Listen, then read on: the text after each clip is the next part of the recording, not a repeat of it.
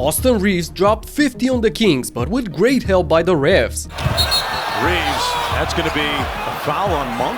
Yeah, I think that Schroeder face guarding Reaves. Reaves got away with a push-off, and that's going to be a foul. Doug Christie is irate. Wembanyama continued with his alien invasion. KJ Wembanyama right there, and then again came over late. 2 for 1 if the Spurs want it. Wembanyama wants it from the logo. And Cooper Flag exploded on the Raptors. Mavericks running. Good ball.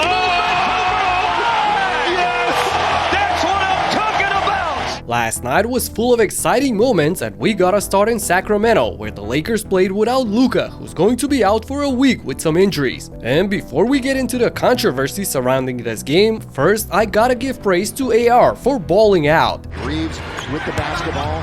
He goes to the rim as well as anybody in the league. As many as 6 if he's out through next Monday. Reaves got it.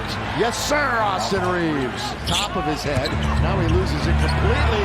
Reaves backhand layup. Reaves took on the leading role with great confidence, scoring 21 points in the first half while dishing out 5 assists for LA. Meanwhile, for a 4-minute span in the second period, Russell Westbrook was looking like the best player on the court. Westbrook kept it alive to Schroeder. Westbrook in the corner made the last one. That's 2. show what you're about, Russell Westbrook. Sacramento with another opportunity. Russ, why not? Russ turned into a sniper all of a sudden, knocking down 3 consecutive shots from the left corner, getting the entire building on its feet, and he made LaRavia look lost on this play. Westbrook on the move. Pop clutch. Russ with the bucket. How do you like me now? Fans in the building to their feet. Wow, that was vintage Brody right there. Anyway, the game was tied at the break, but in the second half, the Kings simply had no answers for Reaves. Reaves got it! Yes, sir! Marcus, 2-hand pass out to Reaves. On its way for 3. Got it! Austin Reaves having fun now. Reaves, defense, offense!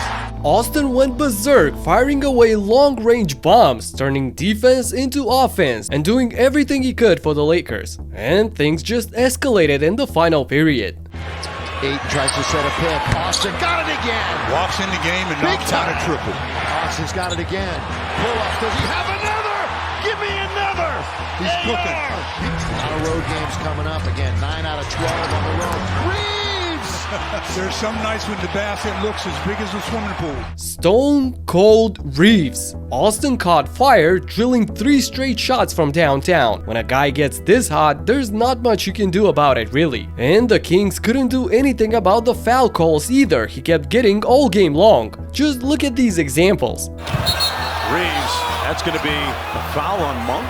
Yeah, I think that Reaves throws up a wild shot and baited Malik Monk into the foul.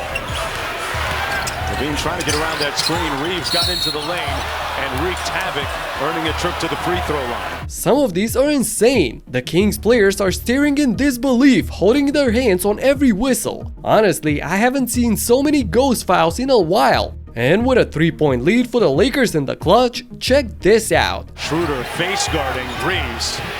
Reaves got away with a push-off, and that's going to be a foul. Doug Christie is irate. Ooh, that's tough. Reaves clearly pushed off Schroeder to free himself up. How can you let this slip away? On his way to a career-high 51 points, AR shot 22 free throws. And if that's not crazy enough, the Lakers as a team got 46 foul shots as opposed to just 18 for Sacramento. That's 28 more freebies in the 3rd game of the season, with no Luka or LeBron on the floor. Are you kidding me? The Kings are probably the most punished franchise historically by the Lakers' bias over the years. Obviously, career night for Austin. Where did he hurt you guys the most? Free throw line. 22 free throws for him. Free throws. Free throws. Moving on to another wounded franchise where the fans finally got something to cheer about. Derek Lively with a big swat on a rack attack attempt by Brandon Ingram. PJ Washington runs the floor and flushes the alley-oop. Cooper spin cycle. Catch, finish. Fantastic finish by Lively, so to speak. Now a lob and another one-handed finish for Dallas. Flag again. was the passer, but this time the finisher instead of Lively was AD. The Mavs looked great last night against Toronto, flying all over the court, turning defense into offense for some beautiful plays, but none more spectacular than this one. Misses, he's back in the game. Mavericks running. Good ball movement. Yes!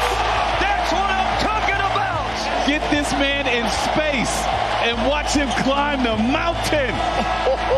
Oh my goodness, the 18-year-old rookie with the poster jam on Mamu. Cooper Flagg played a great all-around game with 22 points, 4 rebounds, and 4 assists in 28 minutes of action as the Mavericks got their first win of the season at home. On the other hand, the Spurs are still undefeated as Wembanyama continued his invasion. KJ Wembanyama right there, and then again came over late. Martin misses the three. Champagny secures it. 2 for 1 if the Spurs want it.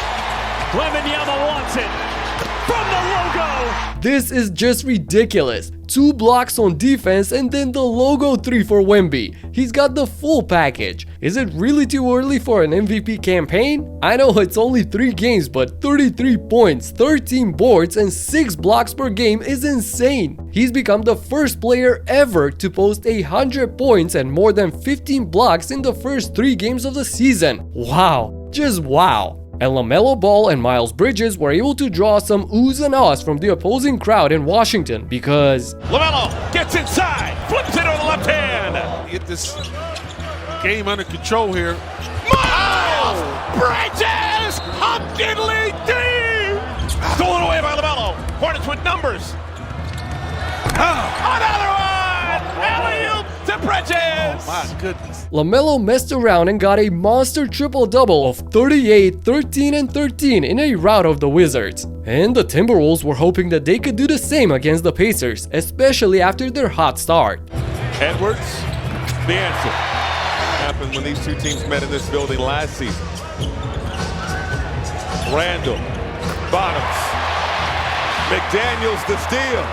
Edwards attacking Neesmith, got the leg.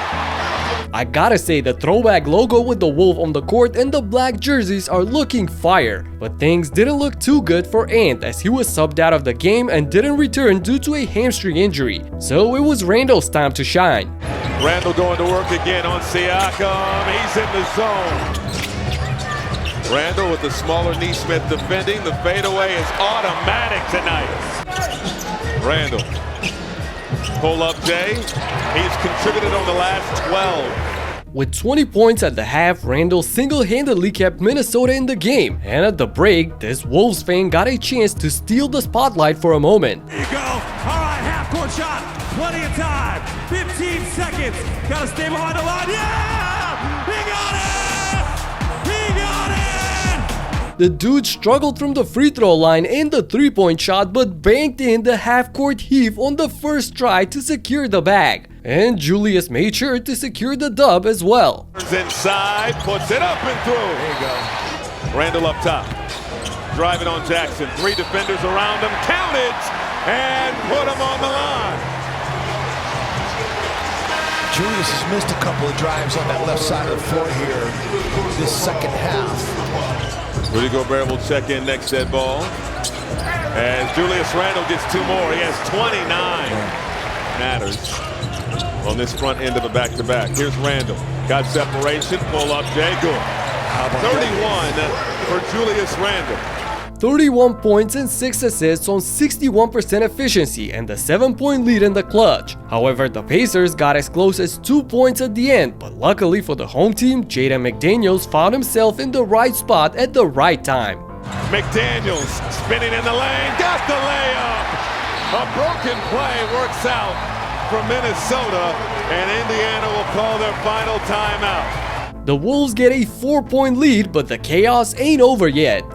Siakam driving on Randall, turns in the lane, the J won't go, tipped up and off, and secured by Neesmith, bumped! Aaron Neesmith gets fouled eventually and goes to the line to keep things interesting, but misses both free throws, and that's all she wrote for this one. We even got to see a contribution from Joe Ingles at the end, who got in just to inbound the ball and then immediately returned to the bench, breaking no sweat at all. Heck, even I can see myself playing this role in the NBA. And coach Mike Brown seems like he's not accustomed to the Knicks yet, as he left the team without a proper shot creator on the floor for the last 2.5 minutes of the third quarter. With Cat and Brunson on the bench, he subs out Mikal Bridges as well, leaving Tyler Kolek, Landry Shamet, Josh Hart, OG Anunoby, and Yabusele on the court together. And to say that they struggled is an understatement. Players on the bench, which is strange, and Karl Anthony Towns and Jalen Brunson.